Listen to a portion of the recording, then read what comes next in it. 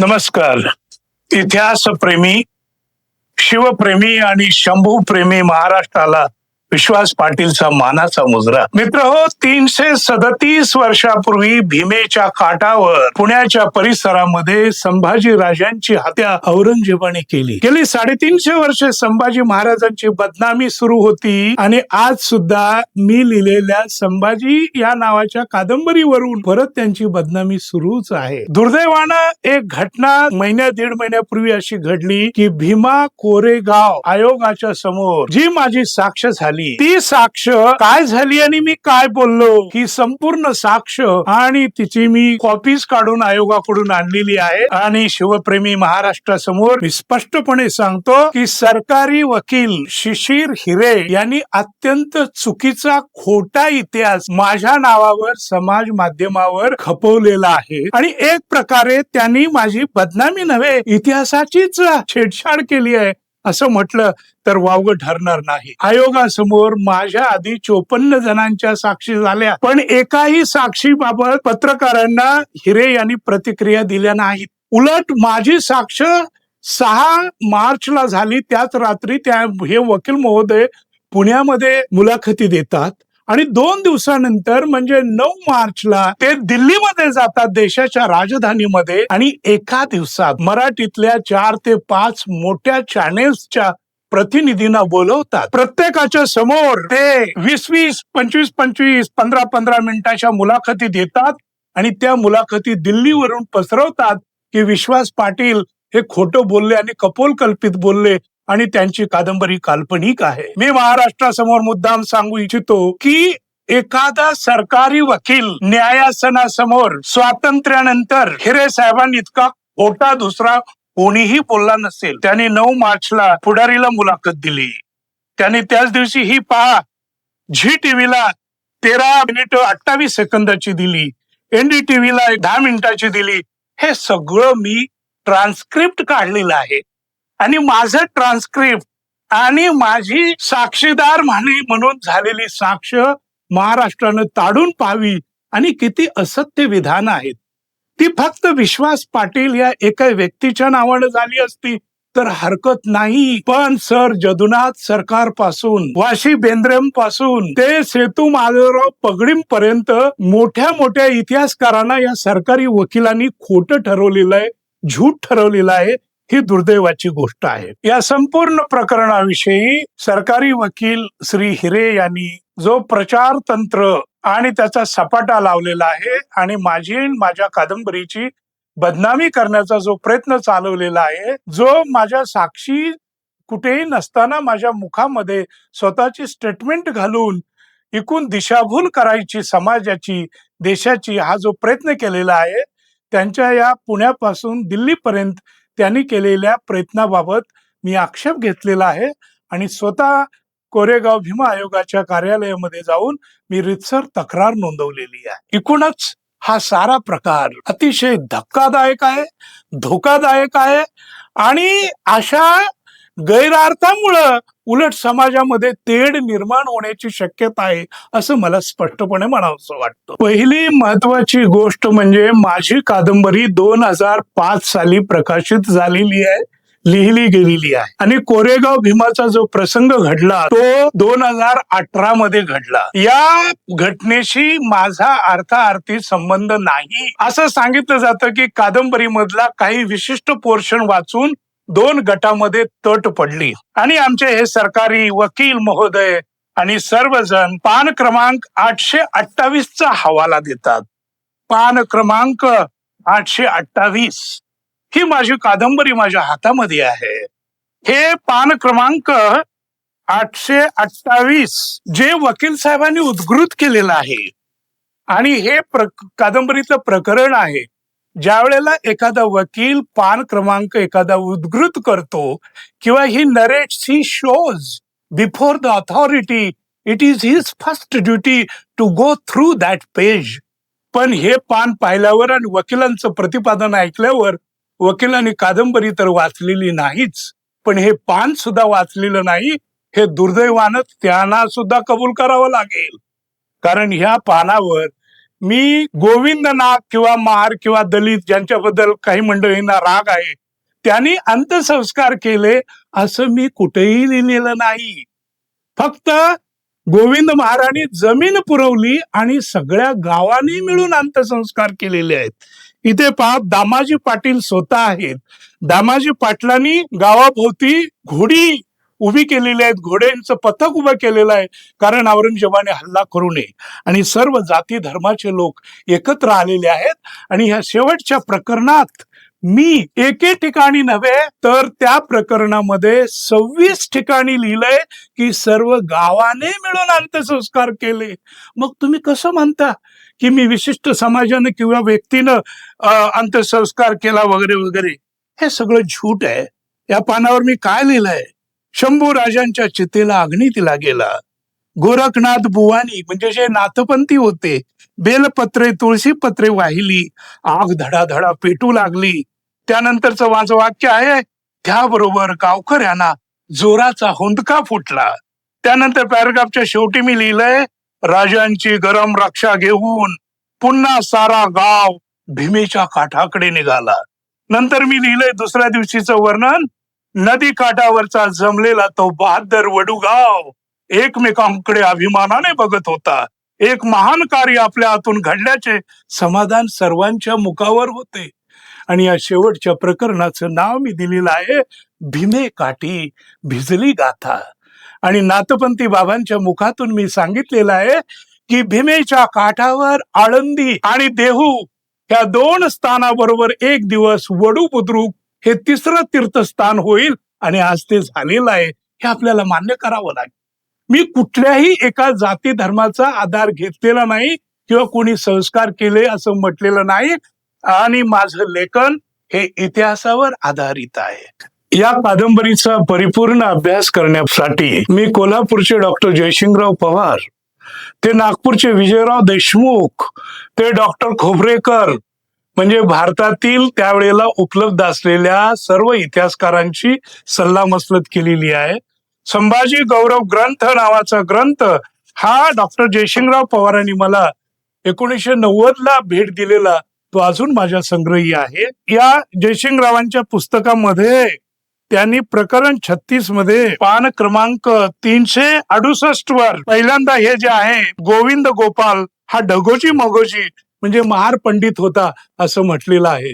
अनेकांनी त्यांचं नाव घेतलेलं आहे, पण त्याने अंत्यसंस्कार केले असं मी कुठेही म्हटलेलं नाही. मी कोर्टापुढं अनेकदा टोपोग्राफी वगैरे सगळं काही मी वर्णन केलेलं आहे. औरंगजेब त्या भागामध्ये आला कसा? औरंगजेब असदनगर वरून फतेहाबादला आला आणि फतेहाबाद वरून इस्लामाबादला गेला. हा त्याचा प्रवास 1.5 महिन्याचा होता. आता औरंगजेबाची भाषा झाली, पण आजच्या भाषेत काय बोलायचं? असदनगर वरून म्हणजे अकलूज वरून औरंगजेब निघाला, फतेहाबादला म्हणजे कोरेगाव भीमाला आला, आणि इस्लामाबादला म्हणजे चाकणला गेला. याची सही वर्णन ही इतिहास ग्रंथामध्ये आहे. वकील महोदय ज्या नासिरी आलमगिरीचं नाव घेतात, साके मुस्तैद खान, त्यांनी ते वाचलेलंच नाही. दुर्दैवाची गोष्ट अशी की माझ्या साक्षीच्या पहिल्या दिवशी हा ग्रंथ नासिरी आलमगिरी जो जदुनाथ सरकारांनी ट्रान्सलेट केलेला आहे तो घेऊन कोर्टात गेलेलो होतो, न्यायासनासमोर गेलो होतो. एवढंच नव्हे तर याची ही संपूर्ण पानं जी आहे ती झेरॉक्स करून मी सामनेवाला म्हणजे सरकार पक्षाला सुद्धा दिली होती, पण त्यांनी वाचलेलीच नाहीत. त्याला मी काय करणार? आता हे याच्यामध्ये काय लिहिलेलं आहे, साके मुस्तैद खाननी असं लिहिलेलं आहे, therefore after the arrival of the emperor at Koregaon on Sunday 3rd March, that is 21st Jamaat, Sambhaji was executed along with Kavi Kalash with the sword on Monday 11th March. हे वर्णन आहे याच्यामध्ये. त्यानंतर तो पुढे कसा गेला त्याचं वर्णन आहे. आमचे वकील साहेब असं म्हणतात की या अंत्यसंस्काराचं वर्णन कोणी केलेलं नाही. अंत्यसंस्कार विश्वास पाटलांनी कल्पित केलेले आहेत. अहो, अंत्यसंस्काराची सुरुवात कुठून होते? सुरुवातीला डेड बॉडी म्हणजे मृतदेह महत्वाचा होता. भीमसेन सक्सेना यांनी फतुआते आलमगिरी या नावाचा ग्रंथ लिहिला. त्याचं सुंदर इंग्रजी मधलं रूपांतर असं आहे, the judgement was passed on the river bank. कुठली रिव्हर होते तिथं, तर भीमा नदीच्या काठी. आणि संभाजी राजांच्या देहाचे तुकडे केलेले होते आणि त्या तुकड्यांना कोणीही स्पर्श करू नये असा औरंगजेबाचा हुकूम होता. त्या हुकुमानुसार आता मला वकील साहेब पगडी सेतू माधवराव यांचा हवाला देतात. हे पा सेतू माधवराव पगडी, the entire literature volume number 1, आणि त्याच्यामध्ये पान क्रमांक 537 वर काय लिहितात सेतू माधवराव पगडी मुस्तैद खानाचाही हवाला देऊन, the treatment of Sambhaji's dead body does not reflect any credit on Aurangzeb. According to Kafi Khan and Ishwar Das, the limbs of the prisoners were hacked off, their flesh was thrown to the dogs. म्हणजे कैद्याच्या देहाचे तुकडे तुकडे करून फेकून देण्यात आलेले होते. The severed heads were stuffed with straw and exhibited in the chief cities of the Deccan, accompanying drum and trumpet. म्हणजे त्या दोन्ही कैद्यांची शिरं कापली गेली, त्यांच्या अंगामध्ये पेंडा भरला गेला आणि त्यांची जी शरीरे आहेत, त्यांचे जे मृतदेह आहेत ते दक्षिणेमधून फिरवण्यात आले. हे एवढे अत्याचार औरंगजेबाने केलेले होते. आणि त्यामुळं त्या नदीच्या काठी आता भीमसेन सक्सेनानं तर रिव्हर म्हटल्यामुळं भीमा नदी फिक्स झाली.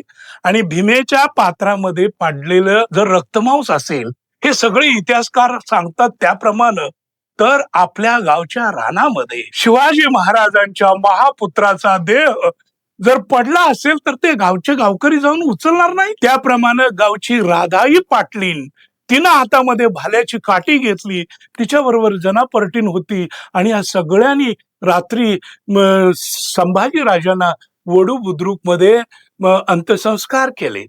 आता अंत्यसंस्कार वडूबुद्रुकला झाले की तुळापूरला झाले याबद्दल वाद होता.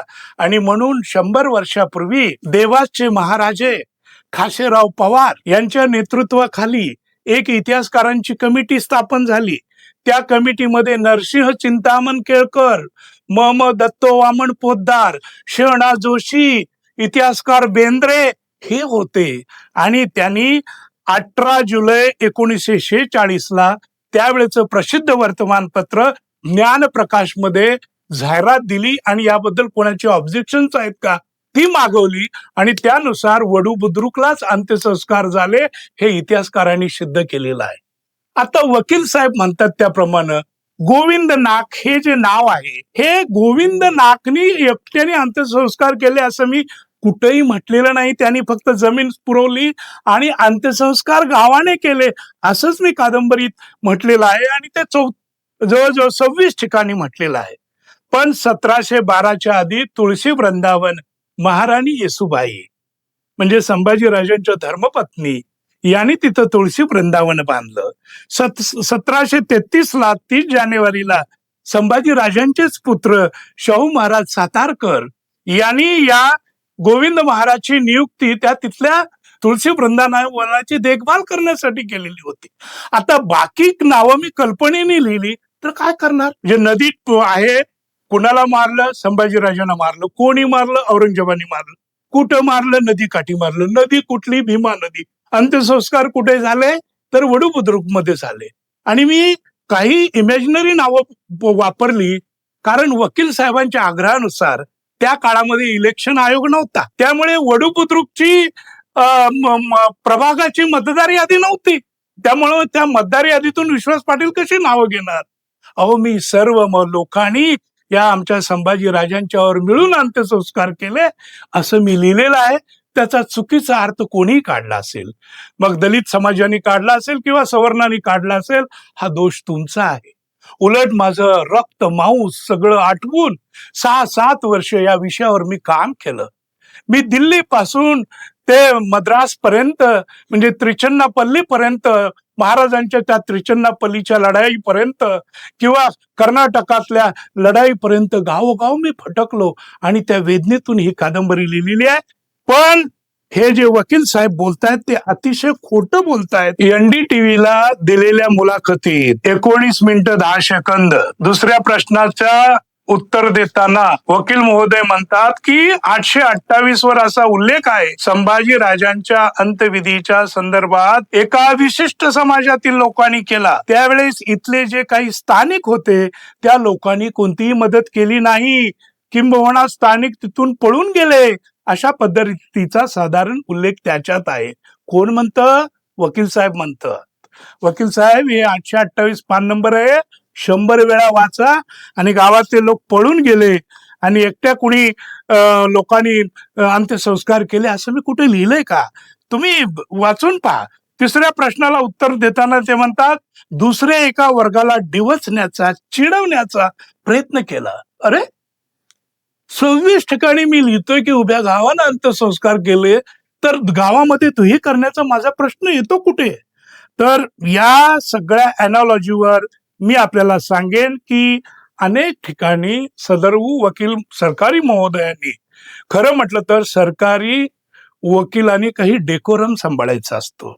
ज्या वेळेला माझी साक्ष घेण्यात आली त्यावेळेला त्याचे फोटो बाहेर कसे गेले, दुसरा कोणी प्रतिनिधी नसताना त्याचे फोटो कुणी दाखवले? मी साक्षीदाराच्या पिंजऱ्यात उभा आहे म्हणजे मी जसा काही कैदी आहे आणि हे ग्रेट वकील महोदय मला प्रश्न करतायत असं त्यांनी स्वतःचा माझा फोटो त्यांची मुलाखत लावताना कसा काय लावला? याचा अर्थ काय?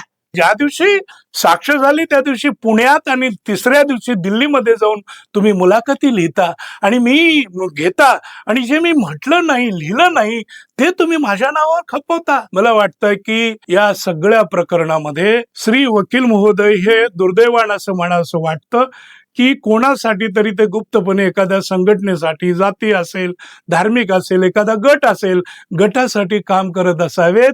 अन्यथा पुण्यापासून दिल्लीपर्यंत मुलाखतींचा आणि त्याही सेपरेट 20-20, 25-25 मिनिटांच्या मुलाखतींचा सपाटा लावण्याचं त्यांना काय कारण होतं? आणि दुर्दैवानं आपल्याला असं म्हणावं लागेल की सदर्भ वकील महोदय यांचं इतिहासाचं आकलन अतिशय कच्चं आहे आणि वाङ्मयाची तर त्यांना जाणच नाहीये आणि त्यामुळे हे घोटाळे घडतात. कोर्टापुढं साक्ष देताना कोर्टाने रेकॉर्ड केलेला आहे, witness volunteers that he has narrated the travel of Aurangzeb from Akluz to Tulapur and in companion in that area for killing Chhatrapati Sambhaji Maharaj, which is taken from the historians like Kafi Khan, Bhimsen Saxena, Ishwardas Nagar, Saki Mustad Khan हे कोर्टाने नमूद केलेलं आहे आणि माझ्या नावावर एक खोटं बोलतात.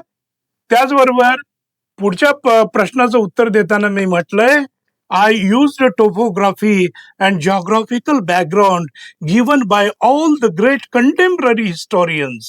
The killing of Chhatrapati Sambhaji Maharaj was itself a dramatic event full of cruelty and torture. ही सगळ्या प्रश्नांची उत्तरं मी दिलेली ही वेगळी आहेत आणि वकील महोदय बोलतायत ते खोटं आहे. असा प्रकार होऊ नये. मित्र हो, या सर्वांमध्ये महत्वाचा भाग असा की झी टीव्हीला ऍडव्होकेट हिरे साहेबांनी झी टीव्हीला मुलाखत देताना अत्यंत बेछूट, बेमतलब आणि दिशाभूल करणारी विधानं केलेली आहेत. 8व्या क्रमांकाचं उत्तर देताना ते म्हणतात आयोगाचे स्वरूप अतिशय मोठे आहे, पुढच्या 200-300 वर्षात महाराष्ट्राच्या भवितव्यावर परिणाम करणारे आहे. म्हणजे वकील महोदय आयोगाचा निकाल लागलेला आहे असं आपल्याला म्हणायचं आहे का? मग त्यामुळं होतं काय की तुमच्या या वक्तव्यामुळं आयोगाने निकाल दिलेला आहे आणि विश्वास पाटील दोषी ठरलेला आहे असा त्यातून अर्थ निघतो. इतकेच नव्हे तर ते पुढे असं म्हणतात ह्या सिनेमॅटिक लिबर्टीला कुठेतरी कोडीफाईड, कुठेतरी चाकोरीत आणणं योग्य होईल असं मला वाटतं. तुम्ही कोडीफाय आणि डिकोडीफाय कसं करणार? एक वकील म्हणून साधं आपल्या समोर असणारं ब्रीफ नीटपणे वाचायचं तुम्हाला भान राहत नाही आणि भविष्यात लेखकावर आणि साहित्यिकावर निर्बंध घालण्यासाठी शासनाने नियमावली बनवावी असं म्हणण्यापर्यंत तुमची मजल जातेच कशी याचं मला आश्चर्य वाटतं. मला दुःख याचं वाटतं की एक सरकारी वकील इतके धादांट, खोटं आणि दिशाभूल करणाऱ्या मुलाखती देतील अशी कोणाची खात्री नसल्यामुळे त्याचा परिणाम असा झाला की 22 मार्चला लोकसत्ता सारख्या मोठ्या दैनिकानं संभाजी कादंबरीतला अविश्वासी इतिहास नावाचं 3 अख्खी पानं भरून एक विश्वास पाटील आणि संभाजी कादंबरी अशी पुरवणीच प्रकाशित केली. आणि त्या पुरवणीत ते म्हणतात, कादंबरीतल्या लिखाणाचा गैरवापर करून दोन समाजात तेढ निर्माण करण्याचा प्रयत्न होत असेल तर तो निषेधार्ह आहे. संपादक महोदय, वकील एक वेळ खोटा बोलला, पण न्यायालयात असं काही घडलं होतं का? किंवा कादंबरीमध्ये दोन समाजामध्ये भांडण होण्याच्या दृष्टिकोनातून लेखकानं काही लिहिलं आहे का, याची खात्री तुम्ही करणं अपेक्षित नव्हतं काय? मला असं वाटतं की माझी ही जी संभाजी कादंबरी आहे, ही लाखो लोकांनी मराठीत वाचलेली आहे. 2-3 पिढ्यांनी वाचलेली आहे. गेली 25 वर्ष वाचतायत. मी अगदी शपथपूर्वक सांगेन की ही कादंबरी लिहिण्यासाठी मी 6-6.5 वर्ष घालवली. शिवाजी महाराज आणि संभाजी महाराज समजून घेण्यासाठी मी 250 किल्ले चढलेलो आहे. मी रायगड सारख्या किल्ल्याला 55 वेळा भेट दिलेली आहे. मी 32 पौर्णिमेच्या रात्री रायगडावर घालवलेले आहेत. शिवाजी महाराज आणि संभाजी महाराजांचा फील, ते चैतन्य, ती आग, ती धग अंगात येण्यासाठी. आणि मी त्यावेळेला माझ्या कुठल्याही सौख्याचा विचार केला नाही, कोणाची पर्वा केली नाही. एवढं सुंदर लिहिलं, ते महाराष्ट्रानं, संपूर्ण देशानं स्वीकारलं. आणि ही संभाजी कादंबरी ही आता इंग्रजीमध्ये संपूर्ण भारतभर वाचली जाते आहे, कन्नडमध्ये उपलब्ध आहे, अनेक भाषांमध्ये मराठीसह संभाजी कादंबरी उपलब्ध आहे. आणि संभाजी महाराजांचा इतिहास या कादंबरीद्वारा उत्तम पद्धतीनं पोहोचवण्याचा मी प्रयत्न केला. त्यासाठी कष्ट घेतले, हिस्टॉरिकल फॅक्ट्स आणि फिगर घेतल्या. प्रत्येक पान आणि पान इतिहासाचा कानोसा आणि इतिहासाच्या पोटातले रंग आणि तरंग मी माझ्या शब्दाद्वारे पकडण्याचा प्रयत्न केला आहे. दुर्दैवानं 300 वर्षे संभाजी महाराजांना बदनाम करून त्यांचं व्यक्तिरेख रेखा बाजूला टाकण्याचा समाजामध्ये प्रयत्न होत होता. त्यावर उत्तर म्हणून ही उत्तम कादंबरी आल्यावर लोकांनी एवढ्या उत्तम पद्धतीने स्वीकारली आणि तिला जातीय आणि धार्मिक रंग आणि त्याचं गालबोट लावलं जातंय, तेही माझ्या कादंबरीतल्या वाक्यांचा चुकीचा अर्थ काढून. चुकीचा अर्थ नव्हे, यापैकी अनेकांनी कादंबरी वाचलेलीच नाही. मी परमेश्वराकडे प्रार्थना करतो की आमच्या वकील महोदयांसह जे जे कोणी अज्ञानी लोक असतील त्यांनी ही कादंबरी पुन्हा वाचावी आणि काळाच्या मांडीवर वडू बुद्रुकच्या ठिकाणी पोहोचलेल्या छत्रपती शिवाजी महाराजांच्या या महान पुत्रांची ही महान गाथा मनापासून समजून घ्यावी, एवढीच विनंती मी संपूर्ण महाराष्ट्राला अत्यंत नम्रपणे करेन.